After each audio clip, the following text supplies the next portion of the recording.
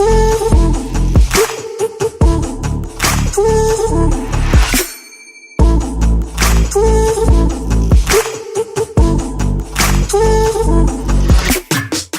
going on, everybody? Welcome to the A2B series podcast. I'm your host, Isaiah, CEO of Evron, and I'm here with my great co-founder and guest CEO,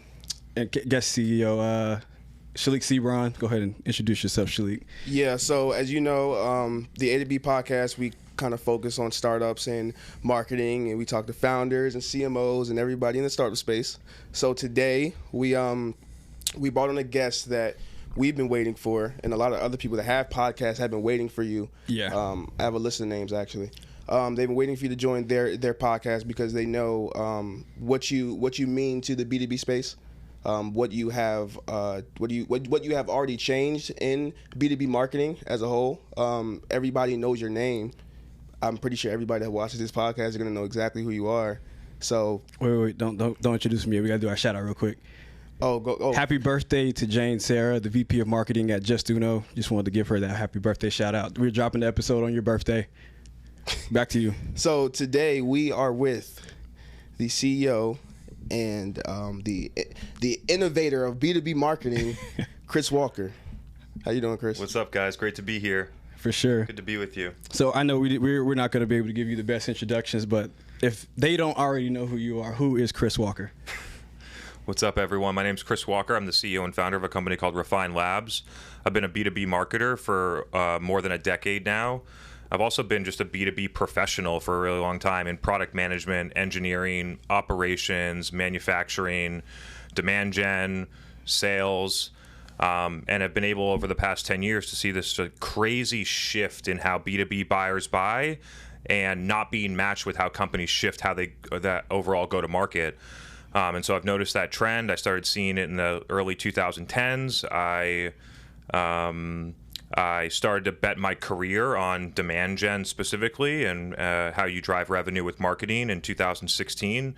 That move has obviously paid off for me quite a bit. And I started my company in 2019 off that core insight after seeing the same pattern at B2B companies over and over. And since then, I've been able to scale my company quite a bit.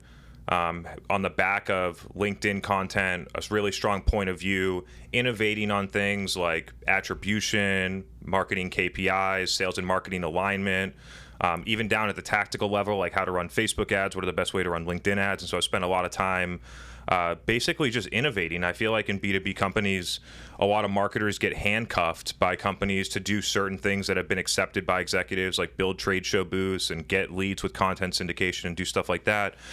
And I've just challenged the way that we do things and trying to push this profession forward by basically looking at what's already happened in B2C and then being able to translate how we're going to be able to use those things that have proven based on human behavior in B2C and make them work in B2B. So I want to know, and the audience is going to want to know. Let's start back to young Chris, right? What was your first role in marketing? How did you get started in marketing? Did you go to school for it, or you kind of just got into it? I didn't go to school for it. I studied electrical computer engineering in college. And the first time I worked in marketing was in 2013 for a company called Volk Optical. They sold optical medical devices to ophthalmologists and optometrists. And that was really an upstream marketing role, working on new product launches. What product are we going to develop? How are we going to position it? What should the website copy look like? How are we going to launch it? How are we going to train the channel or the sales team? So a lot of like more traditional B2B marketing. That was in 2013. At the same time, I started a B2C company from my bedroom and learned a lot of marketing that way, running Facebook ads to sell speakers, running Google search ads to sell things. And so I learned a lot of the marketing principles that I use today in B2B on B2C products using my own money. So I thought that was a really good learning. I have a famous story that I didn't have a lot of money at the time, and I ran $1,000 in one day on Amazon search ads and closed 0 sales. And you learn really quickly how to run search ads when you waste $1,000 of your own money in one day, and you learn low intent keywords, negative keywords, how to bid.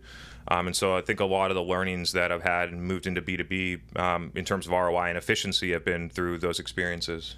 So like, what was your let's talk about like what was your first interaction as far as like B2B marketing? Like, what did you see a difference in B2B marketing from B2C, or it was pretty similar for you? There's a huge difference. This is back in 2013, but like the company I worked for, the head of sales ran marketing as well, and marketing was an afterthought. It was like, okay, can I get a brochure? Can you help train our sales team? Can you build this? We want to go to 10 conferences this year. Can you help organize the conferences? And that was basically marketing in 2013, sales enablement, trade show booths. Maybe you run an occasional webinar. The B2B companies didn't even take their website seriously in 2013. And so that was my first interaction with it. And at that point, I was like, maybe I need to figure out how to get into sales. And then as you keep going in the career progression, I just started to see this move where salespeople were being less productive and salespeople were struggling when they went and got meetings, and companies were planning on having more salespeople and not seeing it all play out. And then when you match that with some customer research about how buyers want to buy and where they research and discover, I started to see, hey, actually, there's a huge opportunity in marketing here. It's the missing piece for a lot of B2B companies. They have a great product. They have a capable sales team. They got a great operational infrastructure around to run the business, and they just haven't figured out how to unlock this piece. So, that was sort of my first experience, but happy to go deeper if you want. Yeah, for sure. Because even for us, I mean, people that we've worked with so far, a lot of them depend on marketing as like the last resort. It's usually like. As you know, yeah, exactly. Like they try sales, they try product led, they try it all, and then when it doesn't work out how they thought, they're like, okay, well let's throw some money at some ads and let's see if it works. I got a quick get your thoughts on it. Do you feel like most B2B companies hire too early or too late on like that marketing lead? I think it varies, but in the experience that I've seen, companies overhire on sales too early, and they don't hire enough in marketing to sort of figure out that engine. And that's what you did in in early 2010s. That's how you would grow your company. That's what your VCs would tell you to do. Put feet on the street, do unscalable things, get 6 sales reps or SDRs, try and just push through to $1 million ARR, raise the next round of funding, and then go figure out marketing. And that's fine when funding is easy and money is easy. But in the current situation, I think a lot of companies are seeing a lot of pressure there. Can't get to the $1 million ARR, can't get to the next round. I think it's a really interesting time because we haven't really experienced an economic situation like this in almost 15 years now. Yeah, that actually goes to my post on LinkedIn this morning about how companies try to cut spend when it's like in reality, you probably shouldn't cut spend just yet. You should probably try to optimize what you have, what you're working with, because if you cut spend, as soon as you turn it back on, you're going to have the same problems that you did have. I think it's because they don't understand and we kind of got it from you, the 97%, like people just aren't in the market to buy it. Like you only got 3%, and then you turn it off, and it's either you or your competitors are creating the demand that's going to turn into you being able to capture demand. Well, and so companies turn it off and then miss out on that demand. Here's the problem: in 2021, it was 3% of people actively buying. In 2023, it's 0.5%. So the overall organic market demand has gone way down. And you can either go out and create the demand for yourself, or somebody else will, or you have to lower your sales and marketing expenditures by a significant amount to actually get back to a relatively acceptable cost of acquisition. And so that's what's happening is overall demand for categories is going down, therefore, and CAC is going up. Companies need to decrease marketing and sales expenditures to actually just continue to maintain those metrics. And a lot of companies should have been decreasing spend in 2021. I would go and analyze, virtual event platforms that were going to get tons of revenue no matter what, but still spend $1 million a month on Google ads only. And so there was a bunch of companies that were overspending in 2021 and 2022, like ridiculously, irresponsibly overspending on paid media programs, not scrutinizing the ROI. They probably spent 5x more than they should. And so the budgets were inflated, right? I was talking to a company in 2022 that was a $40 million top line revenue company, and the marketing budget was $20 million. And that's just unheard of. it's just unheard of. But the money was cheap and companies had a lot of money, so they didn't have this pressure put on them. So when they're spending 20, they actually should be spending 5, and now that recorrection has actually happened, so now it's back down to 5. Yeah, and a lot of companies are definitely seeing the effects of doing things like that, because 2023 is the market is just changing, right? So so back like 10 years ago in 2013, right? It sounds so long ago. It was. It is. So back in 2013, what have you seen, right? Which is probably a long list, right? Of certain principles that you probably went by back in 2013 that just they don't even make sense now. I mean, like a lot of companies would build their revenue plan based on a reverse sales headcount model. A lot of companies still do that today. We want to end the year at this much revenue, so therefore we need to close this much net new, this much expansion. We're going to have this much renewal. Therefore, for this much net new, we need 8 sales reps to be working 40 deals. So I guess we need to hire 6 more sales reps to hit our plan this year. Thinking that like a rep will create the demand, capture the demand, and convert the demand like they did in 2013 or even earlier, but that's really not how it's happening today. So I think reverse sales headcount model is driven by thinking that salespeople should be creating and capturing and converting demand, when really it seems to be split based on the emergence of the internet and independent buying from B2B buyers. If you think about it, like in 2013, B2B companies didn't take their website seriously. Like, they definitely didn't have a Facebook profile. LinkedIn didn't have a content platform. Just so much has changed in this period of time. Slack, maybe I don't even know if it existed or had been founded by then, but if it had, very few people were using it. Communities didn't exist. So the only time that you interacted with peers would be in like some type of professional network group or a conference that you would go to a couple times a year. And so it was just way more disconnected. When it comes to how B2B buyers share information and get information, that has changed now, which basically just creates the importance of having a digital presence and having, great social and content has become so much more important than it used to be. I mean, people were writing blogs back then, but when you think about social content and what's required to be successful on social versus search, it's just a whole different game.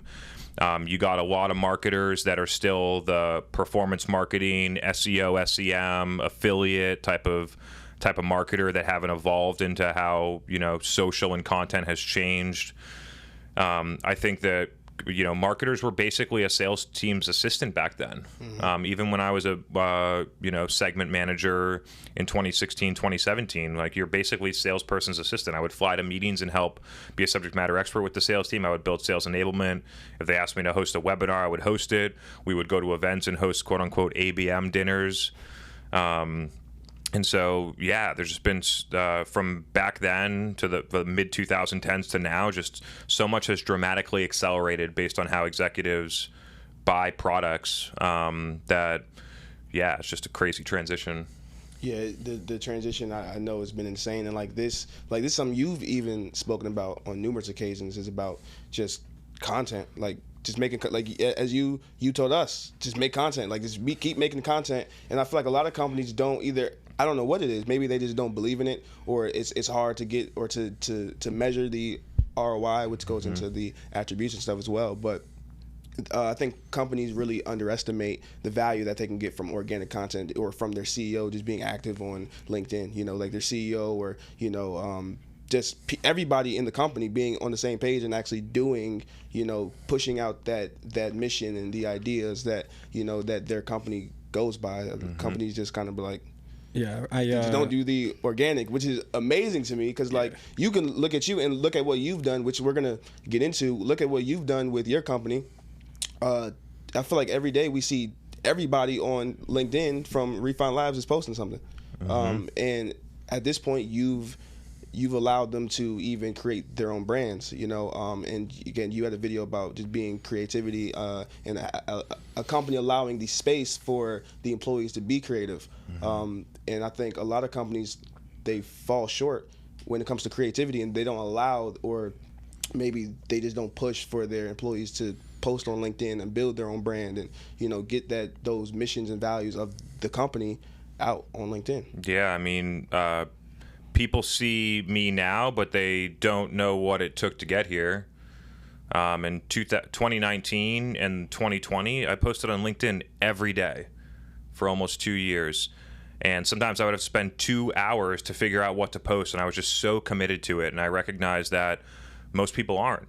Most people aren't. It was core to the strategy, and I had no money. VCs weren't funding me. Wasn't able to get any debt from a bank. I didn't have some rich parent that was feeding me money to grow my business. When I started my company, I had $3,000 in the bank.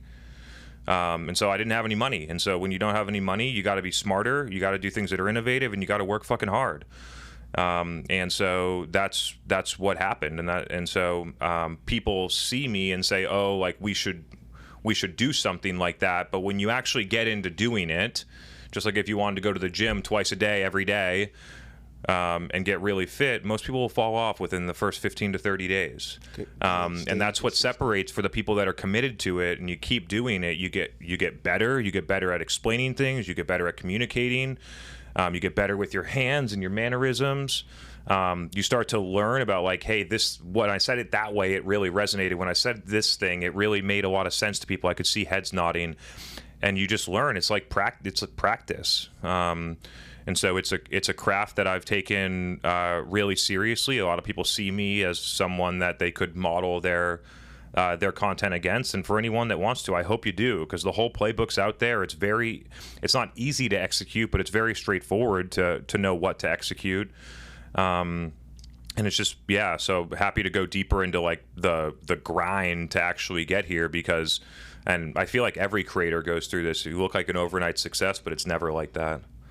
Yeah, I agree there. Like going back to the kind of like the debate on, not even a debate, but the mindset shift that is going to take, it may take several months or a quarter or 2 quarters for your content to start picking up or start doing anything. And I seen Mark Roberge from HubSpot, they did a study and they were talking about most of their leads that came in a given month came from content created 3 months ago. And like companies, so a question I have for you is like, if you were to talking to the marketing leads at B2B companies, and they're having to balance the debate or the challenge of, hey, I understand demand. I've been following Chris Walker and Refine. I've been following demand gen playbook. This is what I believe in, but at my company, we're still stuck to lead gen things and things that aren't scalable, and because the company wants things and tangible, results a week from now, 2 weeks from now. So how would you, speak to a VP of marketing or a marketing lead on how to navigate a scenario like that? By changing the core KPI that you evaluate success from number of leads that you get to the amount of pipeline that you create, and qualified pipeline that your sales team wins at 25%, I think is a great definition. When you shift the bar to that, what you find is that a lot of the marketing garbage that companies do will get leads, will get SQLs, will book meetings, but will not create qualified pipeline. The reason is because the buyer doesn't actually want to buy that much. And so they can get someone into a meeting, they can give away gift cards, they can run lead gen and do their automated outreach follow-ups or anything that they're doing. But when you move the bar and you say, okay, our marketing is going to optimize for qualified pipeline that our sales team wins at greater than 25% so that we're aligned against sales team outcomes. We know that what we're going to be driving is going to hit our revenue targets, and we shift that, you'll identify all these different things that are filled with waste. And then when you actually look deep into the waste, what you'll find is that it's all driven by the intent of the buyer. And then you could look, and I think some of the question could evolve into like the difference between balancing the short term and the long term. And the key on the short term is like, I need to be capturing demand for people that are looking to buy what we sell, not trying to get a lead from a company that has the right title and profile that doesn't want to buy. And so then you lean into review sites, you lean into like affiliate blogs, SEO, high intent SEO, SEM, conversion rate optimization, putting a calendar link on your website when they book a demo so they can book a meeting directly with your sales team, increase the percentage of meetings sat by like 50%. And there's so many opportunities to focus on the short-term things that actually drive results, not the short-term things that pump up leads. I agree there. And like, to pinpoint like where you're talking about with like getting a calendar so that they can like book a lead right away. Like one thing we talk about often is the lead handoff process is pretty bad in B2B. It's usually the timing's off. They haven't, have enough criteria. They don't have enough intent signals, but yet because they're trying to hit like a lead quota on volume, they hand it off to sales, and then sales, here comes the debate, here comes the war between marketing and sales, of sales saying, hey, you guys are giving us, crappy leads. Marketing's like, hey, we hit our lead quota. So where we try to think about it is, can you quantify like the low intent signals? How do you handle that on the sales process? And of course the high intent, like pipeline is I don't think you should mesh your pipeline with low and high intent. There should be two separate pipelines. And then buyer journey is different. Yeah, it's totally different. We talk about it often. Messaging, when like you're passing off a lead, messaging between marketing and sales, it should be the same. A customer shouldn't talk to or see some ad. They see a specific offer that they may like, and then when they hop on the phone with sales doesn't even know about it. Yeah, how you handle somebody in SMBs is very different from how you handle enterprise. Like if they're in problem, like if they're just trying to research the problem that they even have, or they're not even aware of it at the SMB level, it might be different for enterprise. Like you might can get them if they're like looking for a solution, or like how you engage them and when you engage them is more important than you engaging them overall. Like the timing is everything. Yeah, I mean you'll see companies have enterprise in the SMB. You know what I'm saying? Like that just doesn't make sense. The buyer's journey is totally different. You should be you should be treating enterprise differently than you would, and like, you know what I'm saying? Because it doesn't make sense. It's part buyer experience, but it also part like business planning and forecasting. Like sales velocity is going to be different, ACV is going to be different, win rates are going to be different, sales cycles are going to be different between your segments, SMB, enterprise, strategic, but also between low intent lead gen, demo requests or declared intent conversions, outbound events, ABM, intent-driven outbound, all those different things are going to have different dynamics, and being able to look underneath the hood and say, okay, like this is the place where we have the best sales velocity. This is the place that we want to scale. A lot of companies just look at pipeline and they say, oh, our outbound's driving the most pipeline. Let's scale that, even though we win our outbound meetings at 6%.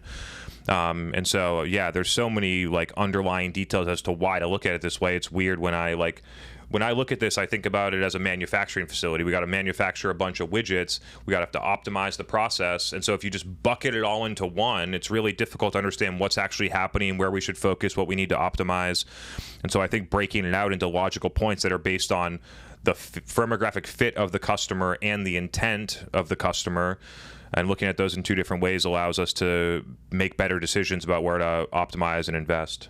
Yeah, I think that's kind of where we even start the topic of attribution in itself. Like so when do you think, right, that companies should even survey, incoming leads? Because I know you talk a lot about the self attribution, and still a lot of companies don't do it. A majority of companies still don't do it. That's correct, and they rely on touchpoint-based digital attribution that doesn't effectively measure social media programs, communities, content platforms like Apple or Spotify or YouTube, third-party events that they host they don't get their lead list from to check it, internal communication channels like email or Slack, general word of mouth between peers, whether that's text messages, phone calls, in-person word of mouth. All those things aren't being properly measured by touchpoint-based attribution, therefore not being quantified or seen by B2B companies. I think it's a big miss. And if you just go out and ask customers, how'd you hear about us? Where do you research and discover and learn? This is where I figured this out in 2017, just because I was in the field with our sales team and started to ask people, and we started to run Facebook ads, and a bunch of people kept saying, we keep seeing your Facebook ads. And then our pipeline's growing from like $0 a quarter when we started to like $3 million a quarter. And all the attribution says that SEO is driving all the results. And I'm like, we haven't invested a single dollar in SEO. This is branded search coming through Google, where Google is a toll booth where people just want to come to our website, and it takes all the credit and attribution because the other things aren't being measured properly. And I think it's just it's a huge flaw in the current way that B2B companies measure things. Part of it is the measurement, and part of it is the mindset that we collect a lead, we nurture that lead, and we can track all those different things, and then they eventually become an MQL or an opportunity. Not understanding that so much of the buyer journey is happening in places that can't be measured, and it just it creates a an unreal view of what's actually happening with buyers. And all you want as a marketer is you just want to know the truth. All you want as a business professional is you just want to know the truth. And when you ask your customers, you get the truth. Whether they say they hate your product, or they're going to churn, or they won't recommend you, or they say bad things, or they say good things, or they say they never buy this, or they're not willing to pay for it. Whether it was when I was trying to figure out how to launch products, or figuring out what features in products to build, or what channels or content types or things like that to focus on. Every time you want to ask the customer, and it doesn't matter what they say, you just want the truth, and then it's your job to figure out, how do I make what the customer wants work for me too? And it feels so simple, but rarely executed in B2B. Yeah, I think that idea of attribution is so important to CMOs, because they say the highest, title in the C-suite that gets the most turnover is the marketing leader. And I think it comes from the basis that they don't have enough confidence in the program that they're presenting. Like they're usually the position with the least amount of like authority or pull within the C-suite, and usually it's because they'll like you said, like you guys were on the Facebook ads, and the Facebook ads was the thing creating pipeline of revenue, but the attribution was reporting get the SEO. So now it's like a company like that may have a CMO who doesn't have that visibility or confidence and present SEO like, hey, we need to scale SEO. Number one, they don't have the confidence in it because they're relying on software attribution that is very crappy and misleading. And then on top of that, they can't prove ROI because they can't even figure out where those ROI dollars make the most sense for the company. And they'll run it, and they'll run SEO, they'll scale SEO, and 6 months down the line, the CEO will come and say, well, hey, you said to scale SEO, none of this is working. Like, what happened? And then the CMO doesn't have an answer, and there's your turnover. Yeah, I think people fail to understand that somebody can see your ad on Facebook or LinkedIn and not interact with it, and then search your company name 2-3 months later. That, even for us, that happened to us when we started our content journey. We're uploading every day on LinkedIn. No engagement. The impressions, very little.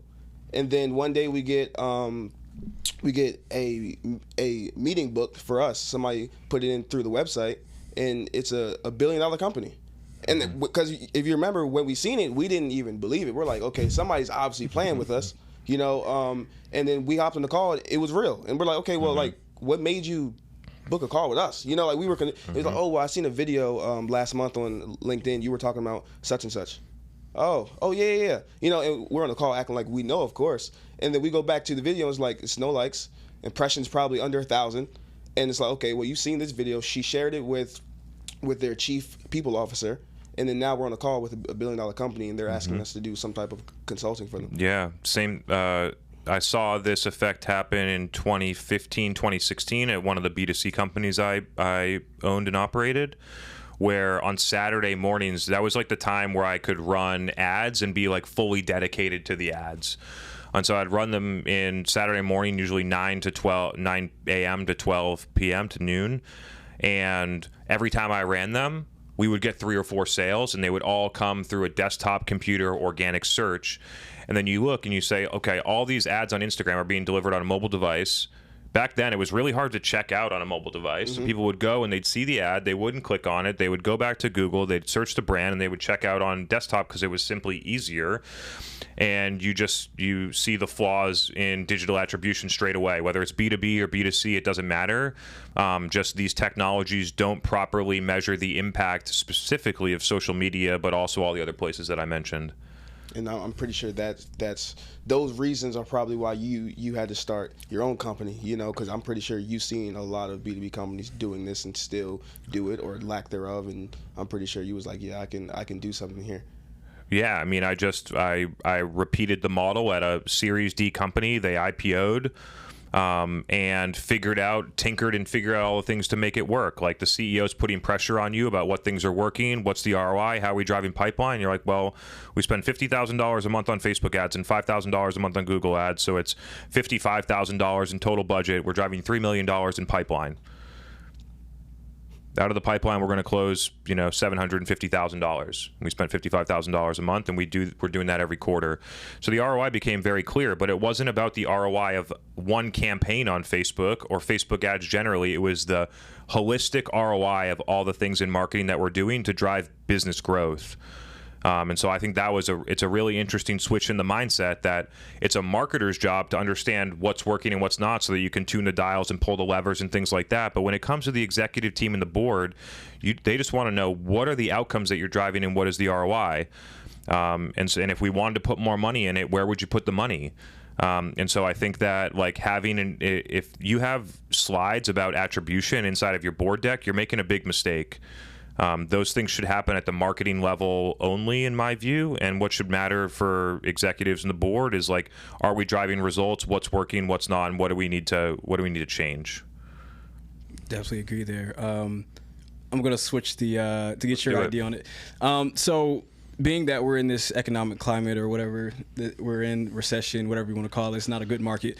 I was reading an article, doing my due diligence, and it was talking about how during a time like this, and even beyond this, customers or B2B companies need to focus more on customer marketing at this point. Like, it's becoming very crucially important that like NRR is the new ARR in a sense that, of course, the conventional wisdom is it's easier to keep a customer than acquire a new one, but a lot of companies don't take that wisdom and apply it as acquisition, and they don't realize the compounding effect that if you taking care of your customers that you already have and focusing on your renewal programs, focusing on how to expand an account are crucially important. And at a time like this where the demand is down and there is only about 0.5% of people buying, that customer marketing is the way to go right now. So what's your viewpoint on how customers can pivot to start focusing more on customer marketing? Like, where should they start at? Yeah, so obviously customer marketing is important. I think it will be interesting to go through what is the actual definition of customer marketing, but I will drop one anecdote here because nothing replaces getting new customers at low cost to scale a business. At some point, and this was very true with the company that I worked for from 2016 to 2018, we got most of the revenue off of expansion before I got there. And eventually you're going to expand all the customers and you're not going to have any more room to grow. And that started to happen at the company. So nothing's going to replace having an engine of net new customers that come in, that have success, that you can then expand.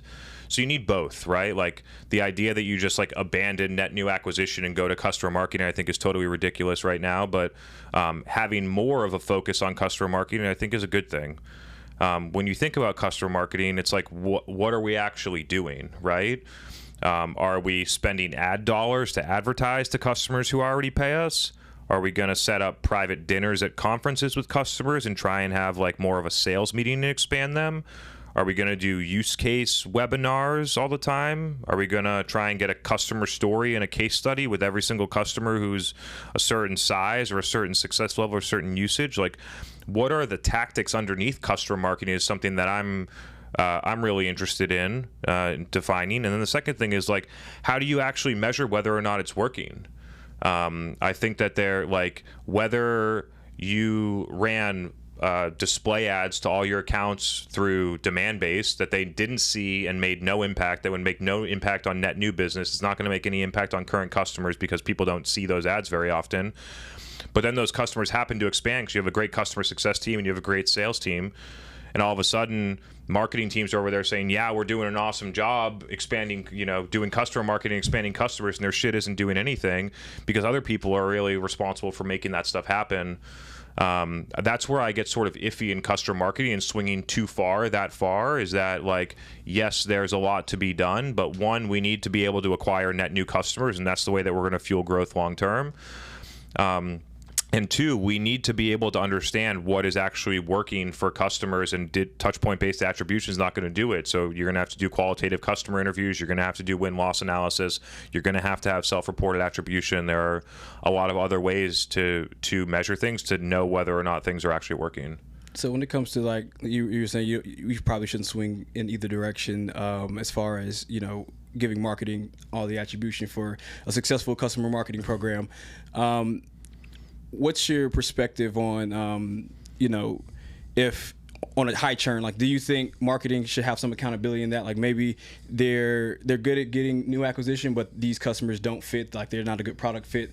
The timeline just doesn't make sense for your product. Like, these customers just don't fit. We're driving pipeline there, we're getting new acquisition, but then once they onboard, they churn after 90 days because they're just not a good fit. Like, how much of that do you feel like is on marketing or customer success or on sales not qualifying them the right way? Probably a bad product. Yeah, I mean, like, if marketing's driving bad leads, they're not going to close. Pure and simple. And so I think, like, the responsibility of setting up the expectations in a successful customer and qualifying the customer that's going to be successful is truly a sales responsibility and a sales-led motion. Different if you're product-led and things like that. But let's just go sales-led. I think it's a sales responsibility. And then product and customer success matter. But I think the idea that, like, marketing should have churn is a business metric. Mm-hmm. Everyone at the company has to care about churn. But to put, like, it as a scorecard on the marketing KPI, I think is misguided. I think that they have very little influence over it.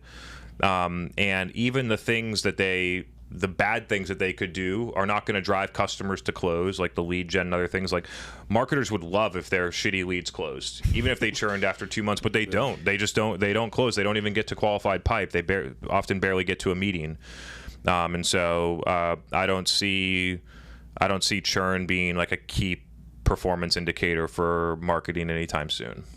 Yeah, I think a lot of that comes to just understanding who your customer is. And because I'm pretty sure you've got hit with it when you're about to cancel a subscription and then they hit you with, oh, you can get 3 months for 50% off. I want somebody to do a measurement and see, because same way how you have high intent touch points when you feel like somebody's about to enter your pipeline. I wonder if you can have touch points that, okay, this person's probably about to churn, and instead of waiting until they hit the cancel button, maybe as soon as you see those, try offering it now, versus when they actually hit cancel. Yeah, I mean, there are success stories about that. Customer people that use, like, intent data will look at intent data of, like, blah blah blah company alternatives, blah blah blah company competitors, and they'll be able to see which account it is. They'll cross-reference it to their customer list, and they'll go and try and reach out and save that churn. And they have before for big accounts. I think it's a really good strategy. It's probably a better way to use intent data than a lot of companies use right now. A lot of companies don't use it. That's the crazy part. Yeah, so I mean, that's one example that people could take away and use. If you have a 6 Sense demand-based Bombora, whatever intent data system is feeding you the data, like, you could go and put those keywords in just like you have for your Google search keywords, cross-reference it against your customer base, understand if it's a new customer or a current customer, and then trigger some type of action based on it.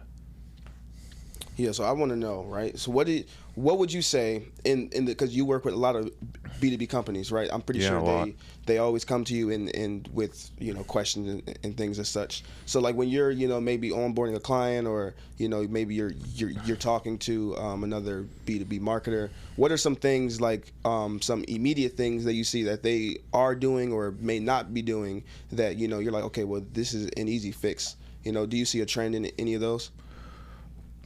Totally, yeah. Like, the first 3 months we work with customers is almost exactly the same, because it's all of the fixing of what they think of as current best practices today.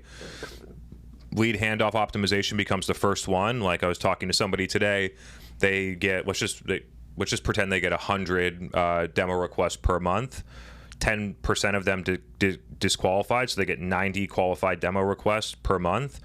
And only 30 of them get into actually sit on a meeting with the sales team, which means that 60 qualified accounts that ask for a demo every month don't actually sit on a meeting with the sales team, which is almost 500 missed meetings per year.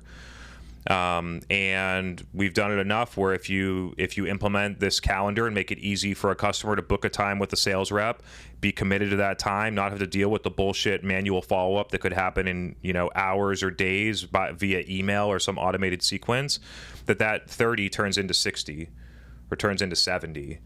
And then all of a sudden your sales team's having 200 more meetings this year than they would have. So I think that you can typically close to double pipeline on the same inbound flow by just fixing that. Next step is fixing the website conversion flow. So having a clear, call to action that you want someone to do, which is ideally look at the data, understand what is our highest quality action. Is it contact sales? Is it the web, filling out a web chat and booking a meeting that way? Is it asking for a demo? What is that high action? Put it in the top right-hand corner. Make that page on the form super, easy to consume, social proof. There's a lot of conversion rate optimization tactics that you can use. Improve the amount of people that come to your website that fill out that form from 1% to 1.2%, and you get major gains and lifts. Fixing Google SEM becomes the next one, because companies overspend there and they waste a lot of money there. The typical playbook is to run Google ads, run it into a squeeze landing page. So you go onto the landing page, there's no way out. It's like an Optimizely or some type of page. There's no way out. You either fill out the form for the ebook, or you get kicked out and you leave. So fixing that to focus on high intent keywords and modifiers like pricing, software, platform, vendor. So search terms with that, focusing on those keywords and trying to optimize to have them ask for a demo because they clearly have intent to buy based on the search query. Those end up being the first easy moves. And then the next stuff is cutting out all the waste. Where's all the spend going to typically high volume lead gen programs that aren't converting into meetings at a rate that makes sense, which is typically paid social lead gen, content syndication, some high volume affiliates, although some affiliates like G2 and Capterra can be pretty good. And then there you go. Over the next 2 to 3 months, you do those things well, you're getting significantly more pipeline without spending an extra dollar. Ladies and gentlemen, this is free. He just gave that away for free. And I'm pretty sure launching of the Vault. If you want to give a quick explanation of what that is for those that don't know. Yeah. We launched the Vault. It is a research and information product that B2B marketers can use. We basically have worked with more than 250 B2B companies, primarily SaaS companies, but also in other industries. And through working with that many companies at scale, we see patterns way faster. We develop playbooks way better. We see what things work across industries and buyers and what things don't and what's specific to a certain company. So through the scale, we've been able to generate IP, frameworks, playbooks, processes, templates, things like that B2B marketers can use that have been validated on working with hundreds of companies already that a marketer can buy. So maybe you don't want to hire an agency, maybe you want to in-house it and do it yourself. Now all of the expertise that you would get from a consulting firm or agency is available to you without actually hiring them. There is a trend where more companies, especially B2B companies, it's weird, B2C companies don't think like this at all, but B2B companies do. B2B companies are trying to in-house everything because they think it's a competitive advantage. And then when you think about in B2C, B2C companies hire an AOR, an agency of record. They pay them $10 million a year for Pepsi or Liquid Death or Red Bull or something like that. And they have 6 marketers in-house, and everything happens at the agency level. And the reason they do that is because the agency works on 100 brands. And therefore sees things way faster, has processes, has frameworks, figures out how to use AI. The experience that they have is able to be deployed against your company with all the learnings that they have from the other 99 that you simply don't get in-house. And then in-house, smart, big company CMOs think about it this way too, is if you in-house everything, then what happens if your paid search person who's managing $7 million a year in spend leaves? Or what happens if they fuck up? So big CMOs look at having an agency at minimum as a risk mitigation tactic. And so I don't know, just comparing the way that B2C companies approach things versus B2B, I think is super fascinating.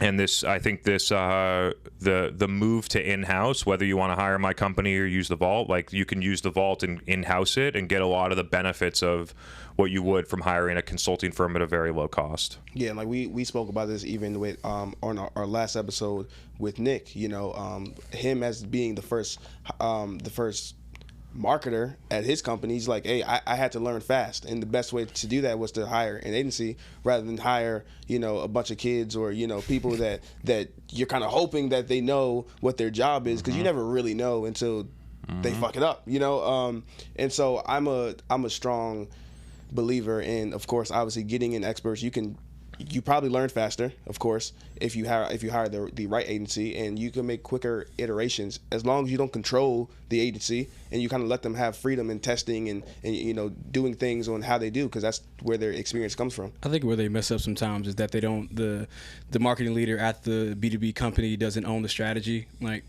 a lot of times the agency should come in on the tactical level and then of course help with some of the strategic work. But if the marketing lead has no clear direction or no contextual like relevance to the company, then you're going to bring an agency in. The agency's going to sometimes, like, it works in a lot of cases, it works, but there may be times where it doesn't work. Like, the agency may have a very specific idea of how to grow the company, how to grow the marketing department, but it just doesn't fit the context of the company. And because the CMO or the marketing leader doesn't have any context or any foundational like basis of how to grow the company, then it just doesn't work out.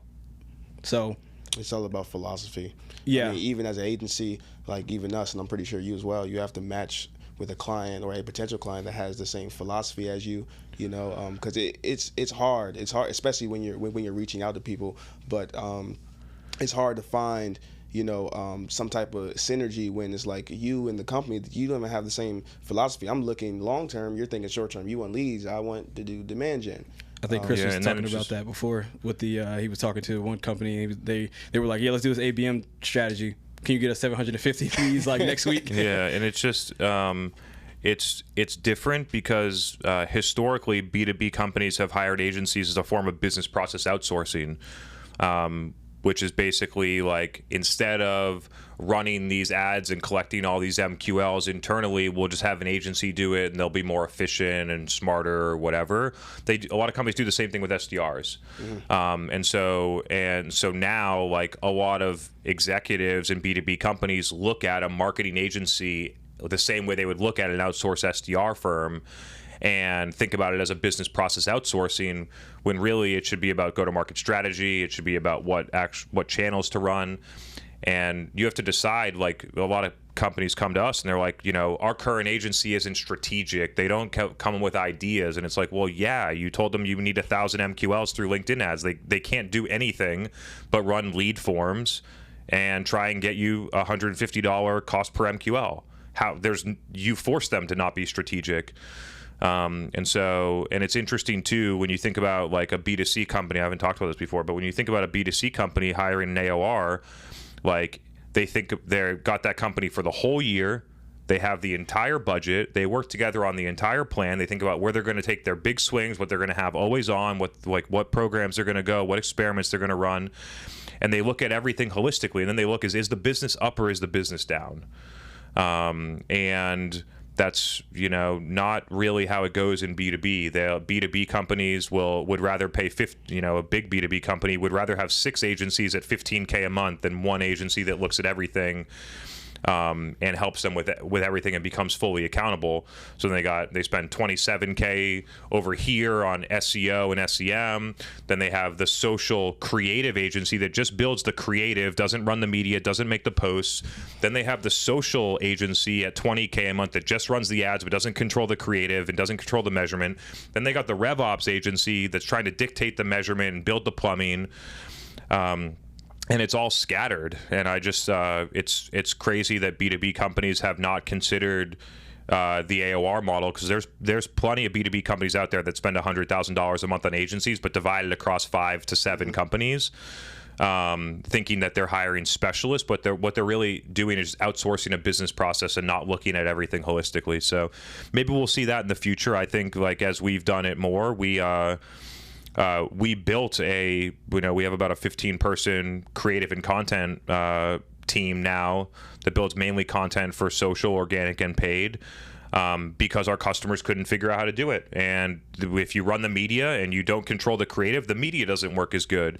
And if you don't build the creative and then you run the media and then you try to provide feedback to a different agency or an internal team about what they should change, it doesn't work. And so we built the whole thing holistically, where we help the company with the measurement, we build all the content and creative, we actually run the media, and that allows us to be fully accountable to the outcomes. It also creates a really interesting feedback loop where you learn a lot faster. I think that more smart companies will look at consolidation. You're seeing consolidation in tech, right? People are getting rid of all their point solutions and consolidating on one thing. Why aren't they doing that in professional services too? I don't know. But I think that smart companies will consider something like that. One, for accountability, finding a strategic partner, and then being able to own multiple levers so you can actually take accountability to results. Yeah, because five different agencies, you can't really even pinpoint, who's at fault. If you have 5 people working on one campaign, the only one who's at fault is the business at that point. Mm-hmm. Yeah, if you only own one part of it, no agency can be accountable to business results. So I want to know with your philosophy, how did you? Because this is something like we're even fans of as business owners, right? How were you able to have that trickle all the way down, and everybody you hire, what it seems like, is always on the same page? Everybody at Refine Labs is on the same page. By having a strong point of view on the market, which then attracts talent that sees all of the problems that companies face right now because they work at a company and they see all the problems. So I think it really comes down, like, people look at, like, once you hire someone, how do you get them to post on LinkedIn? It happens way before that. It happens about who you're attracting into your company. And you attract people based on how you market your company. And so we've been able to attract people that see myself, Megan, Sam, other people at the company being really successful with their content on LinkedIn, and they say, I believe in those things. I see these problems. I want to do that too. And when they see the leadership doing it, and they see the leadership committed to it and doing it every day, then they feel empowered to go and do it themselves. We provide enablement, and there's other things to do. I don't want to discount that, but in reality, it comes down to the type of talent that you attract and how you attract them, and then how you act as leaders to set the tone for how we actually go to market. It's core to our business strat. LinkedIn has been core to our LinkedIn, or whatever you want to call it. LinkedIn, podcast, social media, all these different things has been core to the business growth strategy from day one. And it's not like that in most companies. And so most companies, have 1,000 employees and are trying to figure out how to build their social selling program. The culture doesn't support it. The people that came here didn't, think about that on the way in. The leadership doesn't do it every day, and they push it down as an initiative to, like, managers and directors and hope that it works. And it has to be executed from the top, and it has to be core to the business strategy to work. Yeah, that's, and it speaks volumes, because that's one thing, like, we love to talk about, is building the relationship with your client before they even become a client, which I'm pretty sure you have already. There's people that have never met you, and they'll be like, oh yeah, Chris, like, they'll talk about you like they know you, like they've met you, and when you ask them, they'll be like, nah, I haven't met him, but I watch all of his videos. But that helps create a relationship, especially when you have everybody at the company doing it, and, like, everybody at the company has the same message. They're talking about the same thing. You believe in the same thing. You're not just talking about it, and everybody speaks on it like they're experts. Mm-hmm. Thought leadership, and a lot of companies, they see it, but they fail to even be like, oh, you know what? Maybe I should do that. It's sad. It's sad. But I want to ask you, right? So what do you most, because this is a company you like you said, you started, you had $3,000 in your bank account. What are you most proud about Refine Labs? I think there's two things. The first thing is that when I set out to build this company, I always thought that I'm building future CMOs. That was 4 years ago. We're building the company that creates the future B2B SaaS marketing leaders, the most well-known, talented CMOs out there. And 4 years into the journey, we're starting to see that. Sam Keenley is a VP of marketing, going to be a CMO in the future. Allison Lohman has moved on and done going to do VP of growth and going to be a CMO. MJ Peters has been another one. And so I'm pumped if someone wants to come and work in my company, add a bunch of value for 2 years, build up their personal brand, and then move on and go and chase their dream and be a CMO or a head of marketing somewhere. That feels amazing. And so watching people that view themselves as underdogs before they got here, that, hey, I was like a senior manager, I was super talented, nobody gave me a shot, I was buried in the org chart, the marketing team wasn't growing, whatever, they just didn't get their shot. And to come to my company for 2 years and learn a bunch of stuff and build their profile and then go on to be able to do what they wanted to do originally, and for myself and my company to be the bridge to allow that to do that, makes me so happy. It makes me super proud. So that's one thing. And then on a different level, like building the company to this size taught me that I was thinking too small. And has been able to expand my horizons about what's possible, not only in business, but in my personal life and how I approach things in the gym, in other endeavors. And so it's shown me that I'm capable of a lot more than I gave myself credit for originally, which has been something that's amazing. And I've had the opportunity to I have a goal of helping 1 million people live a better life. And I don't know how to actually track that number. It's totally, but there's no attribution. I don't have attribution on that, but the amount of thank you notes that I get and the amount of people that have implemented just one small strategy and gotten something, or been able to get a promotion or a raise or get a new job or do anything like that and be more successful just by the content. They're not our customer. They didn't pay me any money, but being able to take that and do that makes me super happy. So those have been some of the things that I'm most proud of.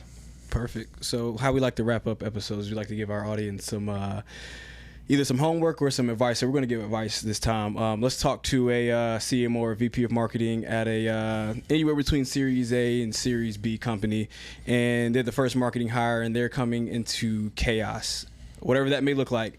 What advice would you give them on how to navigate the first 90 days when they get in there? Step 1, run an analysis and figure out where you're wasting money and cut it immediately and give the company back the money. Step 2, go and talk to your best customer, 10 best customers, 10 worst customers, however you define best and worst, and understand what the differences are and try and figure out if there's a different way to segment or target or something like that. Then take those learnings, go out into the market for prospective customers or target accounts, and go and talk to the decision makers there and learn a ton about your customers, and then come back and build a marketing strategy. Marketing is not about running ads or putting together a podcast or doing something like that. It's understanding your customers better than anybody else in the company, being able to act on the behalf of customers inside of decision making in executive meetings and things like that, and be able to shape the go-to-market strategy, the overall customer experience, how we segment and target, which then leads downstream to all the promotional things. And then step 3 is figure out how to drive revenue in the first quarter. I gave that roadmap before, so you have a roadmap if you want to go and rewind the podcast and go and listen to those things. There was 3 or 4 tactical steps that'll drive revenue fast, being able to do those things. And also figuring out if there are different ways to optimize the sales process. Are there ways to enable your sales team to close more pipeline that they already have? Customer stories, a better pitch deck, a better demo flow. And so at a Series A or Series B company, like those types of that type of groundwork helps a lot. You're not working at a Series D company that has that stuff dialed in yet. So like sales enablement and pipeline acceleration, analyze and stop wasting money, go and figure out, learn about customers better than anybody else, and figure out how to drive revenue in the first 90 days. Chris, where can our audience find you at? You can follow or connect with me on LinkedIn, Chris Walker 171, and also check out the Revenue Vitals podcast on Apple, Spotify, and other platforms. I would say YouTube as well. I feel like you have a lot of good content on YouTube. Yeah, I see your shorts every day, and I get happy. I look at the views versus like LinkedIn. I'd be like, oh, a lot of people are missing out on this. Yeah, they are. I feel like I'm getting. We're getting game for free on shorts. Yeah. Thanks for the plug, man. Yeah, for sure. I got to think about a little bit more about YouTube then. Appreciate it. For sure. Ladies and gentlemen, we just had Chris Walker on the podcast. Thank you, Chris. Hell yeah. Thanks, guys. For sure.